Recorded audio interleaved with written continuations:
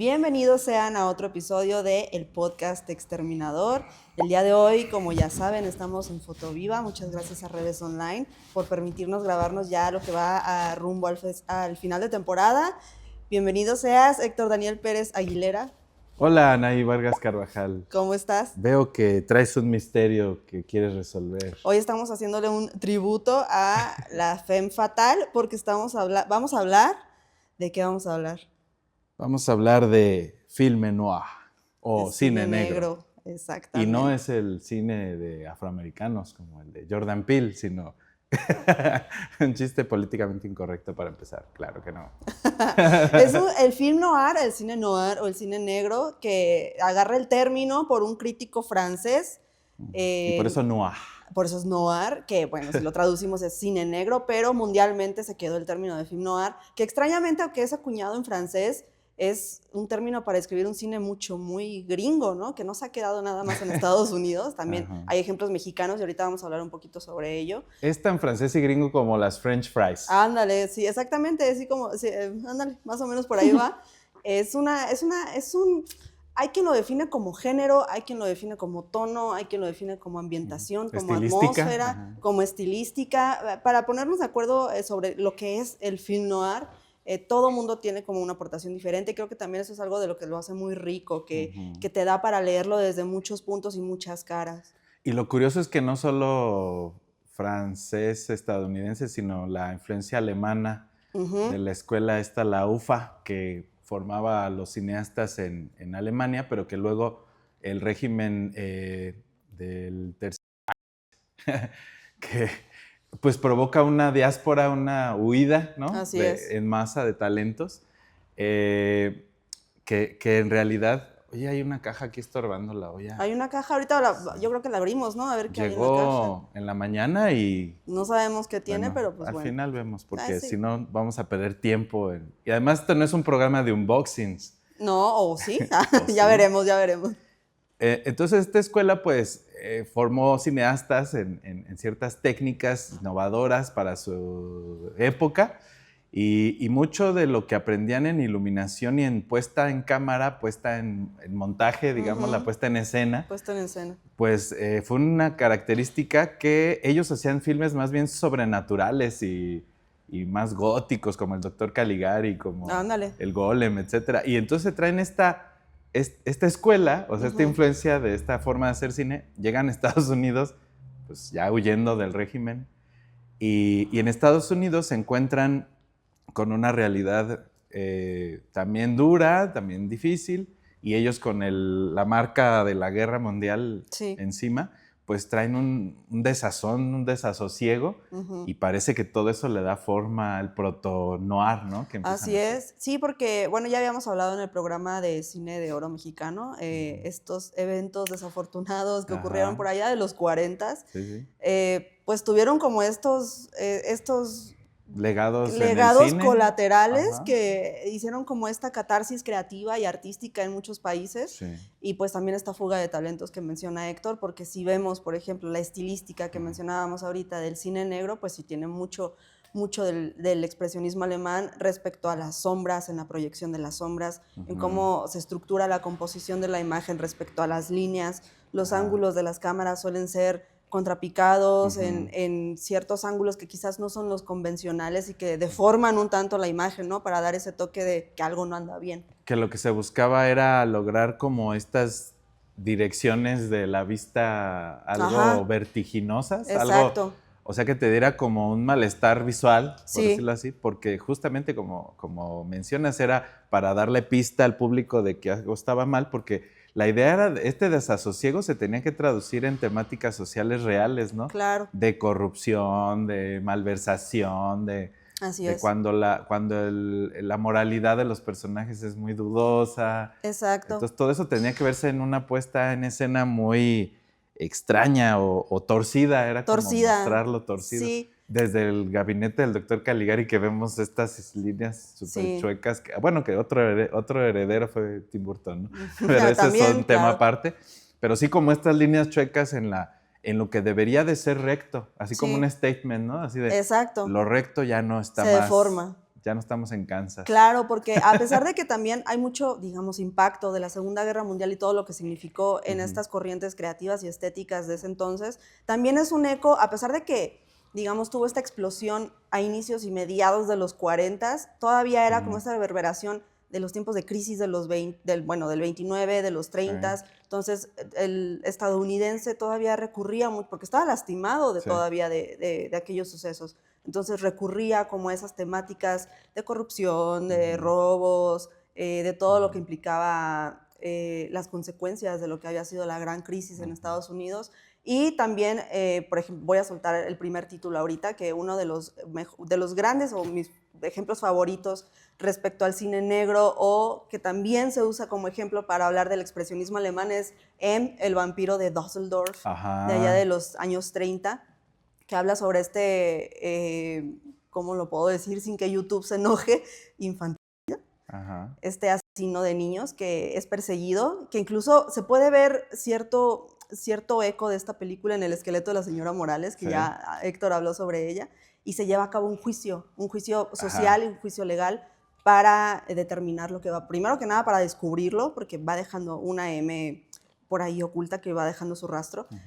No quiero hablar mucho de las películas porque creo que ese es parte del encanto del cine negro, como irlas descubriendo e ir desenterrando el misterio y quién es el culpable o el asesino del crimen. Porque luego tienen tantos twists en la historia que si los decimos estropeamos totalmente. Pierde el chiste, pero esa es una gran película para enfocarnos en lo que es cine negro y en cómo toma mucho del expresionismo alemán. Es una película alemana. De hecho, la cara de Pete Lorre es muy característica en este papel. Sí. Fíjate, yo la tuve en contacto con este actor más bien por no voy a hablar mucho de ella, pero El hombre que sabía demasiado, de Hitchcock, porque está en la portada y yo decía, ay, la cara de ese tipo es así perturbadora. Es perturbadora. Y entonces cuando veo que había salido en El vampiro de Düsseldorf, pues se queda ahí impregnado el personaje de su malignidad, ¿no? Hay un malestar, provoca malestar. Esta cosa en sus ojos que son como tan característicos, pues se aprovecha.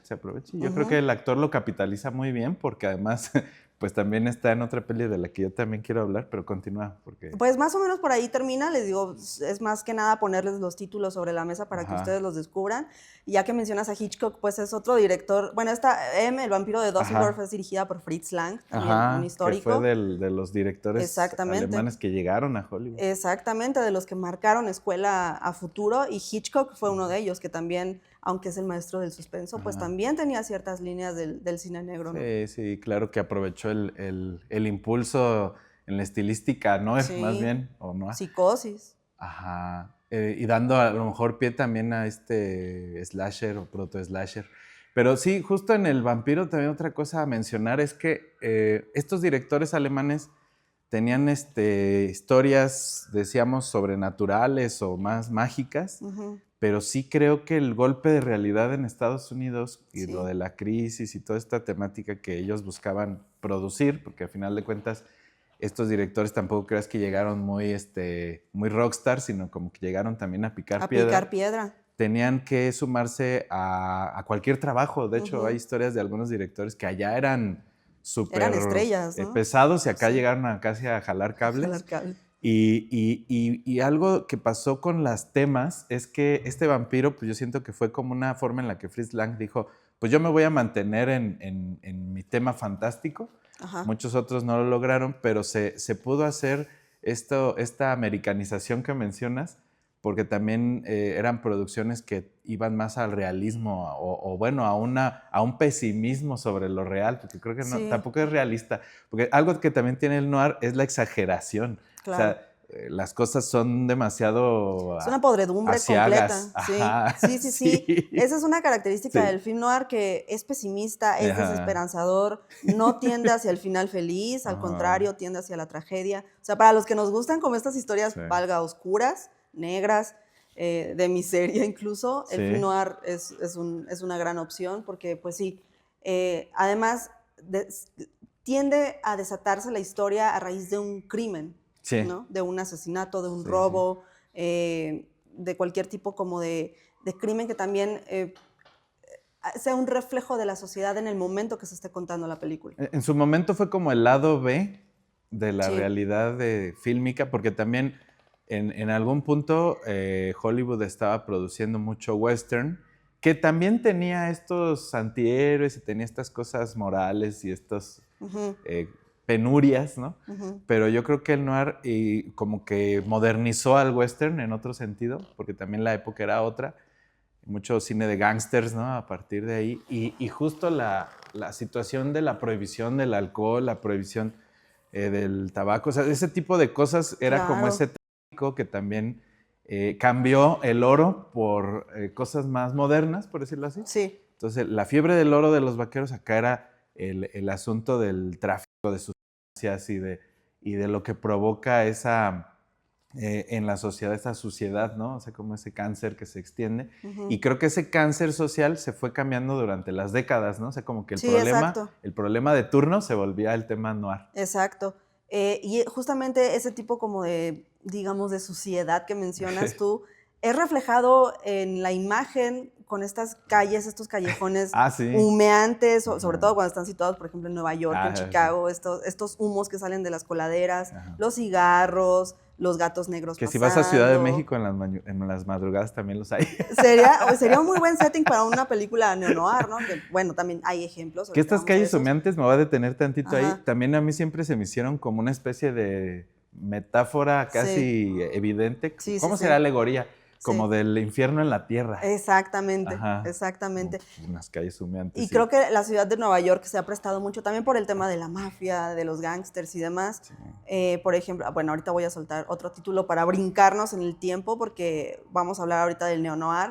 Pero también un ejemplo muy claro es The Batman de Matt Reeves o las películas de Batman de Christopher Nolan, que una de las escenas o de los pasajes más importantes de la historia es el asesinato de una familia. No voy a decir quién, no les vaya a spoilear, como si no supieran de quién. Como si no hubiera millones de personas visto Batman. Sí, añorando a una Marta. Pero es un gran heredero Batman del noir. Del noir, claro que sí. Porque también los superhéroes tienen bastante profundidad, aunque a veces lo dudemos. Y y además el de Matt Reeves, yo siempre pensé que era más detective que karateca como que antihéroe de las calles. De hecho, si hablamos de neo-noir, a mí me gusta todavía más la Batman de Matt Reeves que la trilogía de Batman de Christopher Nolan, aunque me quieran linchar. La idea es que generemos vistas sin controversia. Sí, y Christopher Nolan se presta mucho para contrapuntear opiniones, pero de Batman de Matt Reeves, que es del 2022, me parece, todavía seguimos esperando la segunda parte que va a salir en el 2069, yo creo.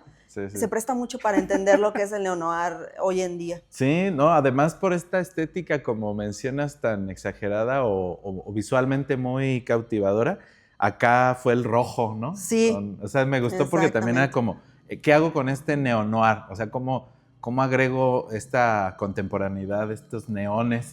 Pues yo lo vi mucho en la iluminación, que era como estos neones que tenían que, pues era una iluminación muy saturada y que podía llegar a lo extraño, ¿no? A los contrastes de color muy evidentes.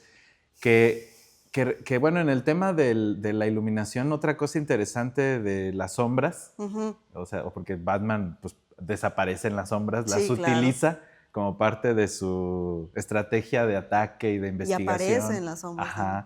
Es que justo la iluminación heredera de esta técnica alemana era como que también simbolizar en pantalla el contraste de lo moral, de lo bueno y lo malo. O sea, estas famosas persianas americanas que generan líneas en las paredes de las películas noir como sello distintivo. Alguna vez leí una crítica o algún review, alguna análisis donde me acuerdo que mencionaban que era como la polaridad, que caía la luz sobre los personajes y era como decir, es tu parte oscura y tu luz, o muy Carl Jung, ¿no? Como la sombra y la luz que tenemos todos dentro. Sí, por ejemplo, como mencionas, es el mostrar el claroscuro en los rostros de los personajes, este lado claro que es el que ponen frente a los demás, o sea, esa cara que muestran ante los demás y ante nosotros, y ese lado oscuro, esa sombra de lo que están guardando solamente para ellos, esos dilemas morales, porque sí, la moral es uno de los temas fundamentales para entender el cine negro, porque te pone para cuestionar la moral de los personajes, que a su vez, como reflejo, te pone también a cuestionar un poco tu moral, ¿no?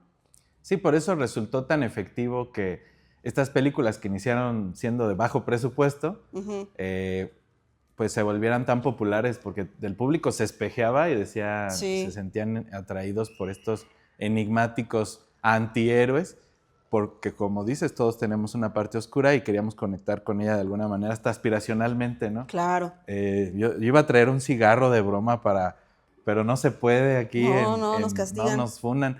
Pero justo la forma de fumar de estos personajes era otro distintivo en el que se mostraba esta autodestrucción del personaje, pero de una manera cool, de una manera bribona, así como hasta sexy, pues, porque también la Femme Fatale lo hace. El cigarro es como un icono de la autodestrucción en estos personajes, pero el hedonismo, el gozo. Sí. O sea, son otras épocas donde a lo mejor era hasta bien visto fumar, pero ahora es muy mal visto.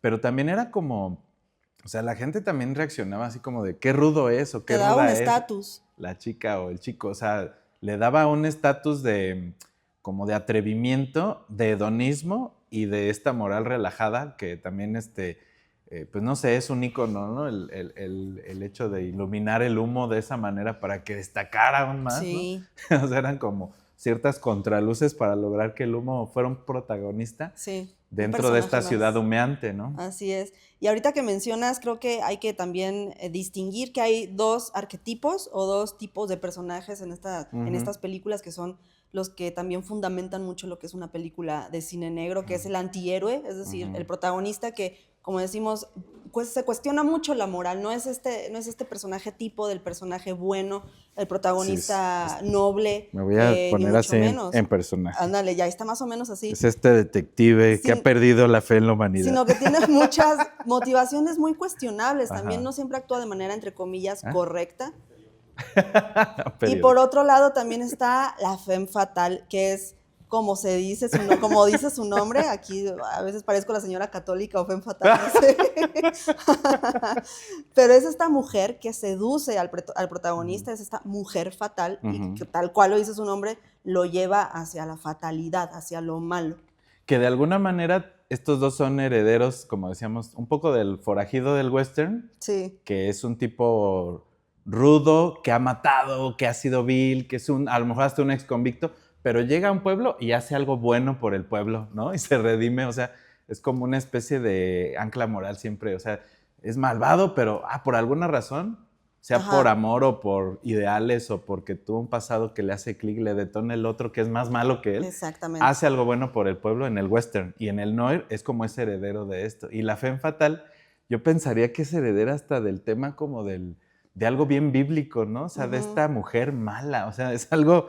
La tentación es como la actualmente manzana. Es terrible decirlo, pero es que es como la Lilith, es como el mal puesto en la mujer, porque también hay que ser realistas. Sí. El noir estaba en una etapa de Hollywood donde era un cine hecho por hombres. Entonces también era una sexualización del mal a propósito, ¿no? Era la tentación. Era la tentación, eran todos los pecados puestos en una mujer, porque muchas de estas películas que estamos reseñando, pues justo luego la mujer era o sea, llego a contratarte, pero soy la villana, ¿no? Sí, exactamente.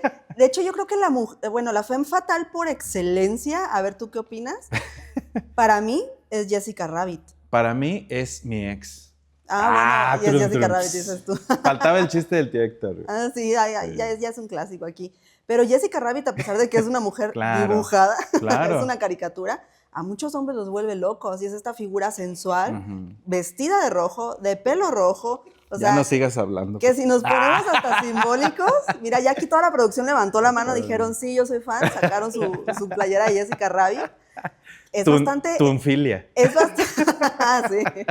Ya estamos descubriendo aquí patrones cuestionables. Tunfílicos. Sí, pero es bastante sensual el personaje. Incluso Lola Bunny de los Looney Tunes también podría ser como este estereotipo de la mujer fatal. Y es que además, bueno, ¿Quién engañó a Roger Rabbit? Es también un tributo al noir, así, enormemente, así. Muy. Hay un montón de escenas que son idénticas a... ¿Se viste como tú?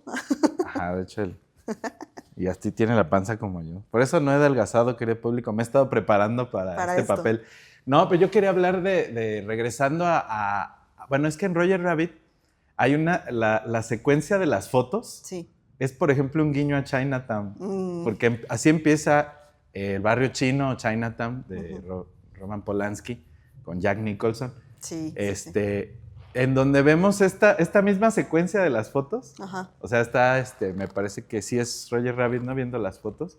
Y es como un guiño, pero además es paródico, porque como están animados, o sea, la mitad del mundo está animada, pues hacen como un juego de animación de ir pasando foto por foto, se vuelve una animación frame by frame o stop motion, ¿no? Sí, sí. Entonces, ese es un guiño como parodiando el inicio de Barrio Chino, de Chinatown, porque justo vemos al que contrata al detective a hacer eso. Solo que acá pues no es en ese juego de 24 cuadros por segundo, pero sí lo hace como que vas averiguando y hasta pone el tono de la película como de, un noir. Dale. Porque ven las fotos en blanco y negro, es lo primero que ves. Y ya luego vemos a Jack Nicholson recostándose en su despacho como diciendo, ¡ay, pobre de ti! Y además la suavidad con la que habla el Jack Nicholson, cargado de pues esa cosa loca que siempre tuvo Jack Nicholson, esa como lado oscuro que está muy, muy afuera, ni siquiera lo oculta mucho. Jack Nicholson siendo Jack Nicholson. Pero siendo amable es súper inquietante, o sea, es peor. Entonces empieza con todo la película, a pesar de que pudieras pensar que es un diálogo muy casualito, así de, pues te pone el cuerno tu esposa. Toda la escena es una puesta en cámara maravillosa de planos y de coreografías que pone además a neo-noir en la categoría como la heredera a la primera que empieza a hacer noir otra vez con temas sesenteros. Claro. Es que, bueno, hay que también entrar un poquito en tema de que el noir es este género que va como de los 40s a los 60s, en el que te habla justamente de estos detectives que leían los periódicos, que fumaban pipas, que hablaban por teléfono, que mandaban telegramas. Que usaban lupa en vez de usar el celular. Ándale. Yo ya uso el celular para ver las letras de la medicina. Ya somos neos, pues. Y el neo-noir precisamente adquiere su nombre porque ya son estas historias que involucran a la tecnología, que ya se sitúan en su tiempo, que son de los 60, 70 para adelante, ¿verdad? Que en el caso de Chinatown es el tema del agua, que a mí me parece maravilloso. Es como si alguien vio Rango, es como el problema de Rango, es como si Rango fuera Chinatown para niños, pero sí es como descubrir quién está provocando una sequía sistemática para hacerse de dinero, que a mí se me hace peligrosamente real y contemporánea aún, porque también el tema acá de la delincuencia organizada están siendo los recursos naturales. Entonces es como un tema así súper pesado. O sea, yo creo que el barrio chino ha envejecido bien, porque además está este tema de lo ambiental. O sea, algo que decía el guionista de apellido Town, es que hay unas preocupaciones del héroe menos... ¿Cómo decirlo? O sea, como que acá que se preocupe del desarrollo urbano y del agua, se me hace a mí muy moderno. Es menos, sí, Es como muy moderno, ¿no? Como de, él extraña de alguna manera, el guionista quiso poner ahí su impronta de que las ciudades las veía crecer y estos infiernos humeantes del noir, pues contribuían también a un declive ecológico, que a mí se me hace así como muy hippie, pues como neo-noir hippie, Chinatown. Sí, es que también es, como mencionábamos a un inicio, el noir para muchos es un género, para otros es un subgénero que se deriva del policíaco, que a su vez el policíaco no es tampoco un género como tal para algunos, sino que se deriva del misterio, que el misterio sí ya, digamos, es un género más en forma. Entonces es como estas ramificaciones de lo que son los géneros cinematográficos, pero en el mismo noir, para mí, a mí como me gusta entenderlo es como un tono, en donde hace mucha intersección varios géneros, tanto el misterio como el horror en algunas ocasiones, como el terror en muchas otras, el drama, el romance, incluso la comedia, porque hay mucho comic relief en algunos personajes, como en el Halcón Maltés, por ejemplo, el pequeño chaparrito que sale por ahí, te vamos a hablar del Halcón Maltés. Incluso hablábamos fuera de cámara sobre algunas películas de la India María. Que no sabíamos si mencionar. Que no sabíamos si mencionar, que por ahí tienen alguna vertiente de lo que podría llegar a ser considerado cine noir dentro de la comedia,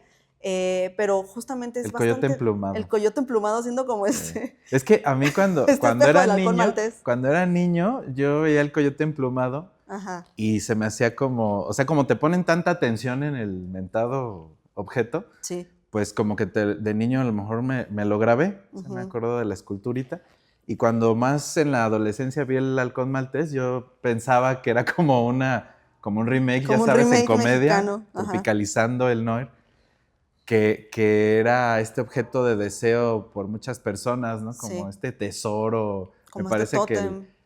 Como un tótem, pero también es como el falso, es como le llaman, el MacGuffin, ¿no? O sea, sí, ándale. Como este anzuelo que lanza el director para que te enganches y quieras que obtenga el resultado, el héroe o el villano, que alguien se quede con el maldito tesoro ese, como el abuelo Abe, ya, abre el maldito alcohol maltés, ¿no? Destápalo ya.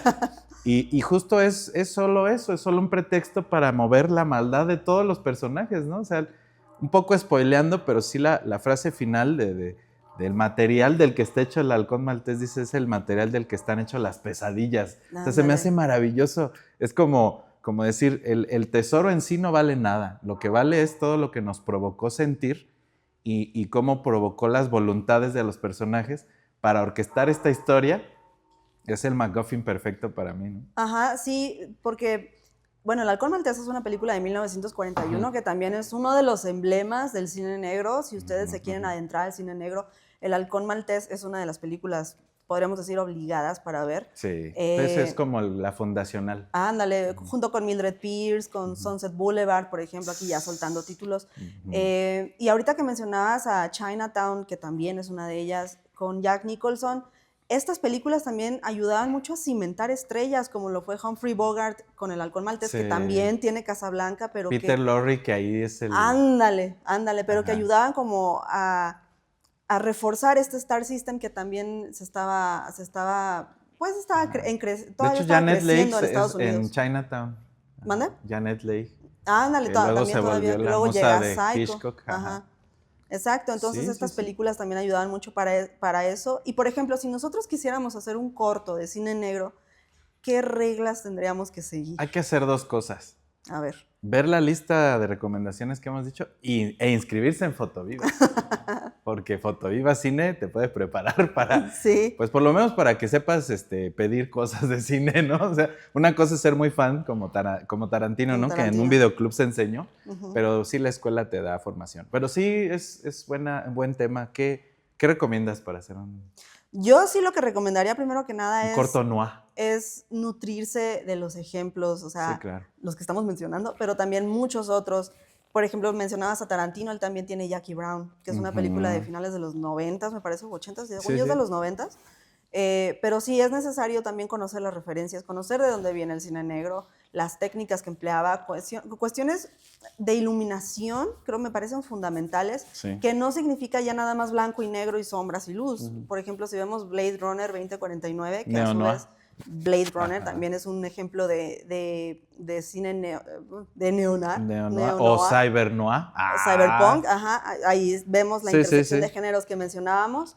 Para mí sí me parece fundamental ver este contraste también entre la diferencia de películas en un inicio y lo que es considerado ahora cine negro. Que ahora que mencionas a Blade Runner, que me parece otra maravilla de película para entender el noir, está esta estilística más colorida, mucho más, que contrasta con el blanco y negro del noir original, pero era como también para acentuar que el neo-noir también va a llevar la apuesta más lejos. O sea, la maldad de los personajes es superlativa, la moralidad del antihéroe es aún más hedonista.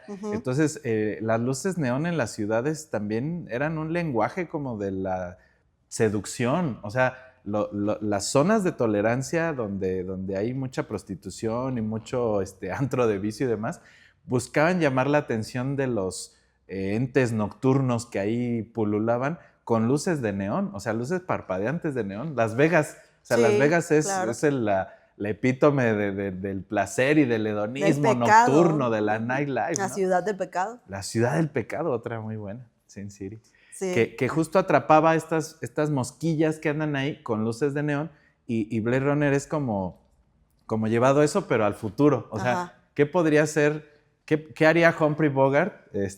Pero en 2000 tantos, ¿no? 2049. Que para ellos, bueno, ahorita ya casi llegamos, pero para ellos era el superfuturo, ¿no? O sea, se verán cosas peores. Casi estaba inspirado en una extrapolación del tipo, se verán cosas peores. Ándale.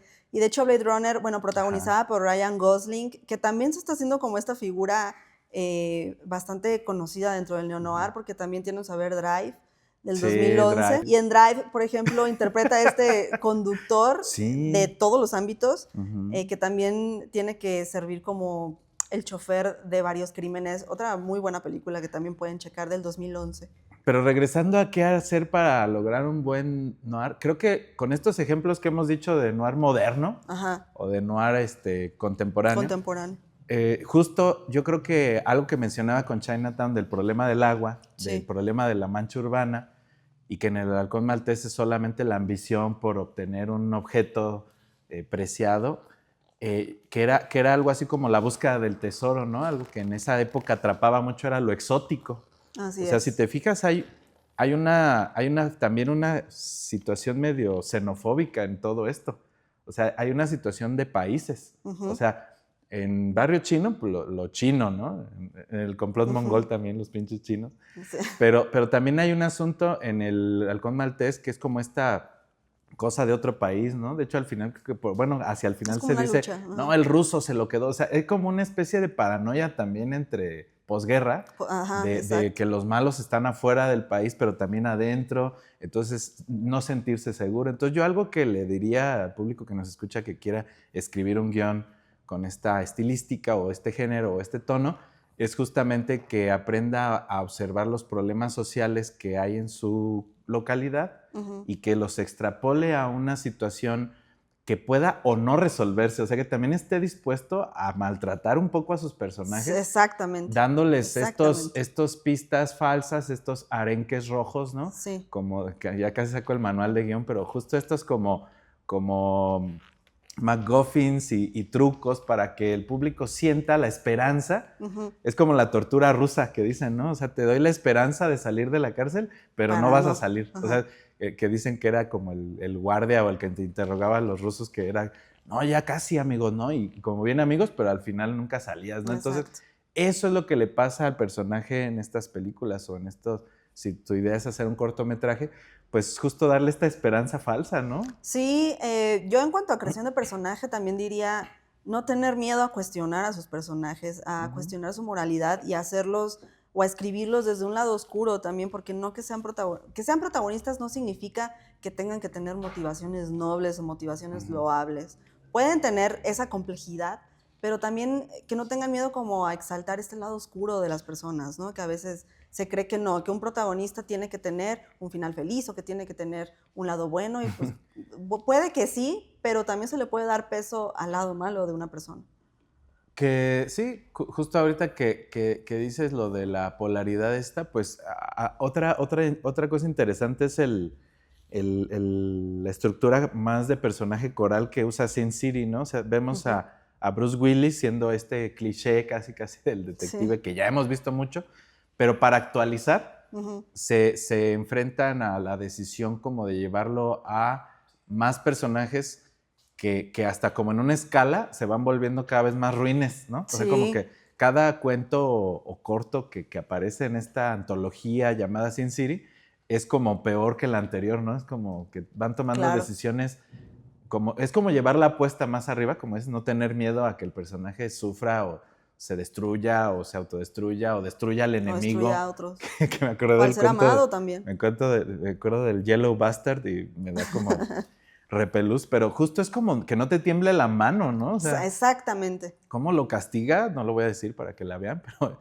es una cosa así que si te quedas así pensando en que el héroe sea más villano que el villano. Exacto. Oye, ya que mencionas Sin City, hay detalles muy curiosos ahí, porque es una película del 2005, que está no está en blanco y negro, ¿no? Está en como una escala de grises, pero hay unos destellos de color muy propios. Yo creo que está, más que escala de grises, creo que está en blanco y negro, o sea, está en alto contraste. Mira, casi a grados que solo ves blanco y negro, casi no ves grises.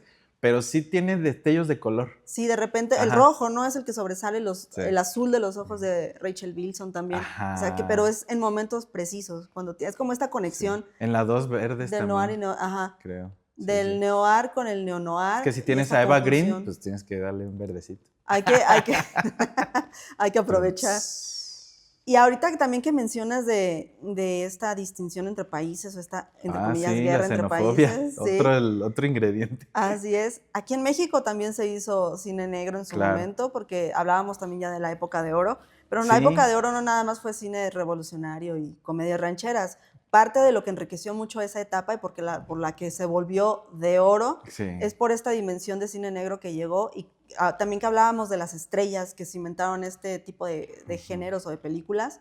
Yo creo que en México está Arturo de Córdoba, está Pedro Armendáriz, papá, con películas como La diosa arrodillada. Pensé que era así como Papucho. También. Películas como La diosa arrodillada, como En la palma de tu mano, de Arturo de Córdoba, que si uno ve En la palma de tu mano, les recomiendo que luego se vayan a ver Nightmare Alley de Guillermo del Toro, y van a ver. Y también... Paralelismo cinematográfico. Así es. Y también yo creo que es la mejor película de cine negro en México, que es Distinto Amanecer, con Pedro Armendáriz y Andrea Palma, que tiene uno de los finales, no sé si tú lo has visto, no, pero tiene uno de los finales más... No digas. Increíbles. Increíbles, pero trágicos que se han visto en el cine mexicano. Desgarradores. Con un plano abierto de Gabriel Figueroa. Hay una edición maravillosa de Gloria Schumann, que también si la quieren ver, búsquenla. Y hablando de Pedro Armendáriz, regresamos al cine, al neo-noir, con Pedro Armendáriz Jr., también su hijo, que también es otro emblema de los años 70 por ahí, con películas como Cadena Perpetua o incluso El complot mongol, ¿no? Bueno, sí, en esta distinción o etiquetación de los géneros, pues también se habla de un noir tropical, ¿no? O sea, de este noir tropical. Pero yo creo que ahí es un juego de palabras también, porque se habla de la tropicalización, cuando cualquier cosa o que está en la cultura pop se vuelve latinoamericana. Como refiriéndose al trópico, o sea, como hacia el centro, que en Estados Unidos hay, no sé, western, y acá es chili western, ¿no? Entonces hay como esa apropiación también de los géneros. Entonces en el noir tropical, que es otra situación también como para evidenciar que el país tiene su lado oscuro, pero que al estar más en paisajes más naturalmente ricos, también hay como este ensuciar. O sea, imagínate la playa para los que no tienen playa, o sea, para los citadinos, es el paraíso. Entonces imagínate, el noir tropical es también pesado, porque ahora en vez de persiana americana es las hojas de la palma, ¿no? Haciendo esas sombras, haciendo esas púas de peligro, ¿no? O sea, estos símbolos cambian, pero es además ensuciar el paraíso, es ensuciar el Edén, que es una playa, que es el sueño de todo godín que vive encerrado en la oficina, es ir a la playa, y el noir tropical ensucia esa imagen, es terrible, ¿no? Porque ya no hay escapatoria, o sea, si habías salido del laberinto, llegas a otro y a veces hasta peor. O es como lo que decías, te da como este remanso de relativa paz, en donde te hace como creer que vas a tener como este respiro, y de repente, ¿no? De repente el paraíso se vuelve en el monstruo. Y ahorita que hablábamos también de la Ciudad de México como este setting o este escenario que se presta para este tipo de películas, a mí me gustaría también mencionar una película a la que le tengo mucho cariño, que me gusta mucho, porque Emilio Fernández no nada más hizo estas películas nacionalistas, de revolucionarios, ni mucho menos, ¿no? También tiene una dupla de películas como Víctimas del Pecado, pero en la que me voy a enfocar es Salón México de 1949, una gran película, de mis películas favoritas. Hasta tienes una sección llamada así. 11 de la mañana, todos los sábados, 104.3 de FM Radio, Nicolaita Horizonte Cinema. Salón México, pero es una película protagonizada por Marga López, en la que es una bailarina, se puede decir una bailarina de danzón. Exótica. Lo que ahorita podría ser considerado como una bailarina exótica quizás, porque en ese entonces pues sí, era un oficio, una profesión, un oficio que fíjate que mal visto. Hay otra cosa ahí con la bailarina exótica en el noir, que es también herencia de Mata Hari. Ándale. Porque Mata Hari era una espía justamente, o bueno, así pasó a la historia, que era esta chica, creo que era como húngara o algo así, o sea, que ni siquiera era exótica, pero sus facciones daban para que la gente pensara que era de Indonesia o de otro lado, pero ella en realidad hablaba los idiomas y era como una chica bien inteligente y que como que filtraba información seduciendo. O sea, también es esta figura que dio pie a la femme fatale. Así es. En este caso es Marga López, la señorita Mercedes, que necesita trabajar de bailarina de danzón en este Salón México por las noches para solventar los gastos de la escuela de su hermanita, que es Silvia Derbez. O sea, imagínate de cuándo estamos hablando. Sí. Entonces, pues ella obviamente es mal mirada, es señalada como si fuera una prostituta en ese entonces. Su padrote, de alguna manera le podríamos llamar, que es Paco Rodolfo Acosta, la hace ganar un concurso, pero pues le tracalea el dinero, no se lo da. Entonces ella empieza lo sórdido. Comete el hurto, te dijera. Ella se lo roba y ahí es en donde empieza el crimen. Obviamente un desenlace bastante trágico, porque también hay una historia de amor que si vemos Salón México, también yo les recomendaría que se fueran a ver a Nora de inmediato, también para que vean como este paralelismo. Está el personaje de Miguel Inclán, que estamos acostumbrados también a verlo como este gran villano, el ciego de los olvidados, personaje despreciable, detestable, que aquí es este buen policía de noble corazón que está enamorado de la señorita Mercedes, y la señorita Mercedes sabe de ese amor, pero no le puede corresponder porque no se siente digna de él. Ella se siente una basura por dedicarse a lo que se dedica, aunque sea con estos fines nobles. Entonces también hay ese cuestionamiento a nosotros como espectadores de cómo concebimos a la señorita Mercedes también, cómo se concibe ella a sí misma y este dilema moral entre estos personajes. Una de mis películas favoritas, Salón México, Víctimas del Pecado, también de Emilio Fernández con Ninón Sevilla, otra bailarina. Sí. Bueno, ella bailarina de profesión, que también esconde una historia muy turbia ahí en la vida real, que es paralela con la historia de Ninón Sevilla. Y están también ejemplos como En la palma de tu mano, en la Ciudad de México, en la que Arturo de Córdoba interpreta a un vidente charlatán. Está Distinto Amanecer, como les comentaba, con Pedro Armendáriz, en las que se habla también de los sindicatos mexicanos de ese entonces y los gobernantes que problemas sociales asesinaban a estos líderes sindicales. Sí. Películas como La diosa arrodillada con María Félix, que para aquellos que cuestionan si María Félix era buena actriz o no, ahí está La diosa arrodillada.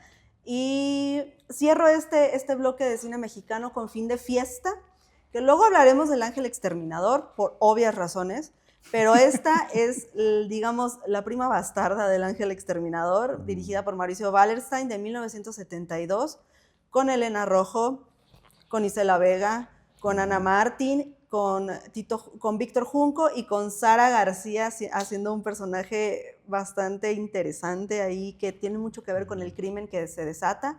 Están este grupo de amigos de Abolengo. Esta constelación de estrellas. Sí, de estrellas de los 70. Héctor Suárez también está por ahí. Están en una fiesta como el Ángel Exterminador, regodeándose en su burguesía y en su dinero, y de repente un grupo de choppers motociclistas irrumpe en esta fiesta porque hubo un asesinato. Entonces ellos quieren descubrir quién es el responsable del asesinato, pero por alguna extraña razón nadie puede salir no es que no puedan salir, es que no quieren salir de la casa. Incluso sí salen a hacer compras, pero siempre regresan y hacen como este vínculo entre choppers con los ricos millonarios. Empiezan a tener relaciones sexuales entre ellos, empiezan a caer bien. Sí. Y Sara García ahí está con su puro y con su escopeta tratando de descifrar quién cometió ese asesinato. En su papel de madrota o de abuela de México. De matriarca, así es. Está en YouTube, yo sí se la recomiendo. Matriarca, quise decir madrota. Bueno, sí. Estamos en las matriarca, bajas pasiones. Así es. Entonces yo se la recomiendo. Dura muy poquito, ahí está en YouTube. Échenle mucho amor y un ojo. Ahorita que mencionabas ese asunto de los choppers, hasta me vino a la mente Caifanes.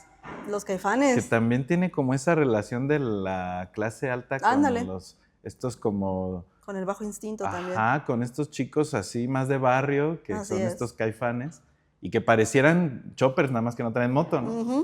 Sí. Pero tienen esa actitud hedonista con la vida. Así es. Que también esta es la herencia del noir, pues el hedonismo, el placer, los bajos instintos. La satisfacción inmediata. Que manden como que comandan tu voluntad y tu guía. Así es. Yo también no me quería ir sin dejar de hablar del toque de maldad o touch of evil, porque ya que mencionas como para sumarme al tema de lo mexicano, como Hollywood retrataba a los mexicanos, también es algo que da medio cringe a veces, pero Charlton Heston en esta película hace justo a un detective mexicano, con sus bigotitos así como de, soy mexicano, I'm Mexican. I'm Mexican. Pero sí que es otra película también muy importante dentro del género, porque Muchos en escuela de cine incluso analizan solo la secuencia inicial, que es así como maravilloso plano secuencia que de seguro Lubezki vio y dijo, voy a hacer eso toda mi vida. Pero es como esa secuencia de manejo de cámara que Orson Welles lo volvió tan famoso, pues sus encuadres. Sí. De hecho, el Ciudadano Kane de alguna manera también, digo, ya que mencionamos a Welles, también es de alguna manera noir, porque también hay como esta investigación, ¿no? Esta situación detectivesca, pero creo que en Un toque de maldad, o como se tradujo malamente, Sed del mal, o algo así, pues es otra película también fundacional para entender el noir, que tiene este personaje que es también herencia del gordo, del halcón maltés, que es el gordo como un personaje poderoso, influyente, con muchas conexiones, que incluso en Los Simpson acaba siendo el gordo Tony, ¿no? Sí, que es el mafioso de turno de Springfield. Pero sí como que el Orson Welles ya para entonces pues está así medio dado, ¿no? Sí, ya pasó el tiempo. Y con su puro enorme, pues es un personaje también así arquetípico, ¿no? El de Orson Welles aquí. Porque es el típico detective que, fíjate, es como otra cosa de lo social y de los países, o sea, de esta desconfianza entre países. ¿Qué pasaría si en la frontera surge un crimen, ¿no? Entonces, ¿de quién es la jurisdicción? Entonces, ahí está Charlton Heston peleándose el caso con Orson Welles, porque el otro es el detective gringo, que además a mí se me hace como una especie de crítica social también, como de este gringo gordo y corrupto y del joven idealista detective mexicano, que es como una versión también de, a lo mejor, no sé, Welles, tal vez en sus ironías y en esta situación tan mordaz y tan a la yugular que hacía a veces en su cine, también estaba criticando al mismo país. Seguramente. O sea, como, mira, nosotros ya sabemos cómo está la cosa, somos los gringos, el tú no capitalista. sabes, pero también somos más corruptos y estamos cegados por tanto desarrollo y todo, que no vemos con los ojos frescos del detective que sigue siendo idealista y que se va oscureciendo su camino sobre la marcha porque justo va conviviendo demasiado con el detective experimentado. Entonces, pareciera ser que El toque de maldad justo está en esa relación entre detectives que son de países distintos, que tienen miradas distintas sobre un mismo crimen. Así es. Pues ya estamos llegando rumbo al final de este episodio de Film Noir. Fe de ratas. Échale, ahí es donde sale Janet Leigh. En esta. Yo había dicho que en Chinatown, ahí es Faye Dunaway. Sí, es cierto. Fe de ratas. Rubias. Pero sí, justo hablando de cierres, pues todo lo bueno llega a su final y como un filme noir, esperemos que este final no sea tan desesperanzador. Esperemos, ojalá que no.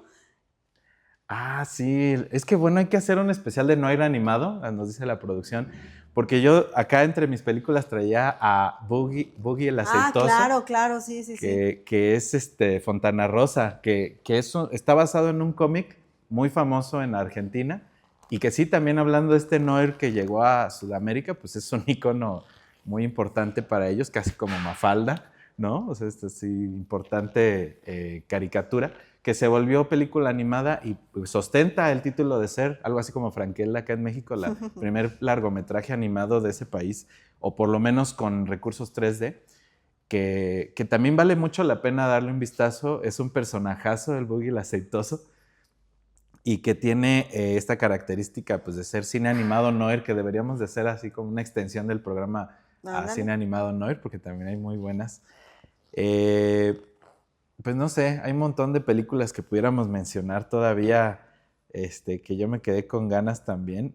También hablábamos dentro del noir tropical, pues denle mucho amor a Carmín Tropical, ¿no? De Rigoberto Perezcano. Así es. Y pues sí, tal vez al Complot Mongol nuevo y viejo para que hagan sus comparaciones. Hay dos versiones, también hace aproximadamente 10 años, ¿no? Me parece es la última de Sebastián Del Amo.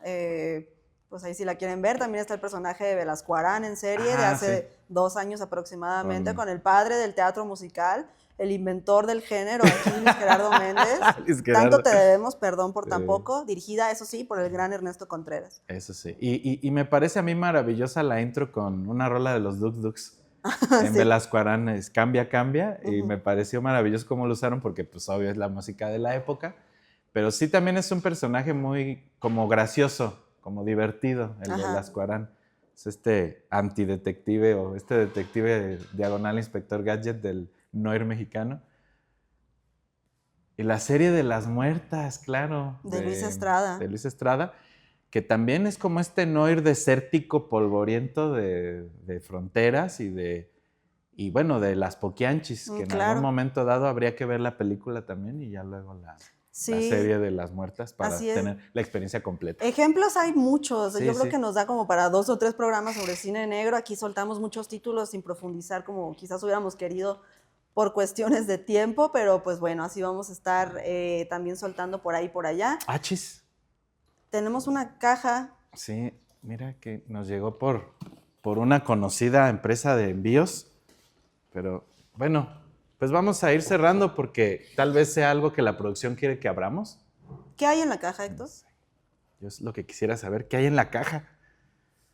Vamos, solo hay una forma de averiguarlo y espero que sea un final feliz este podcast. A ver, creo que se abre por acá. Ya, córtenos.